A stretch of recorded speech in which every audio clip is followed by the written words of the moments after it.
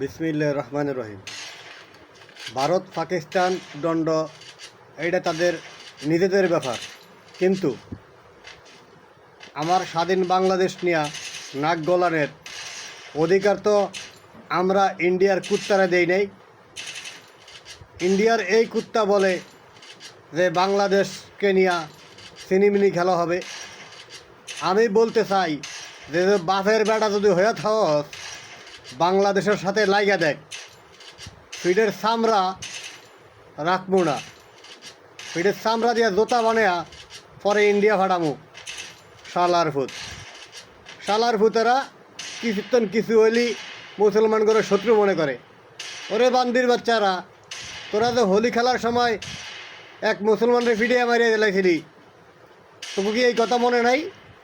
বান্দির বাচ্চারা, ধর্ম নিয়ে বিরোধের রাজনীতি বন্ধ কর। আর নাইছত খবর আছে, তোদের দেশের সমস্যা তোরা মিটা, তোরা বাংলাদেশ নিয়ে কেন কথা বলবি? এই বান্দির বাচ্চা কি বলে কথাগুলো শুনে যান।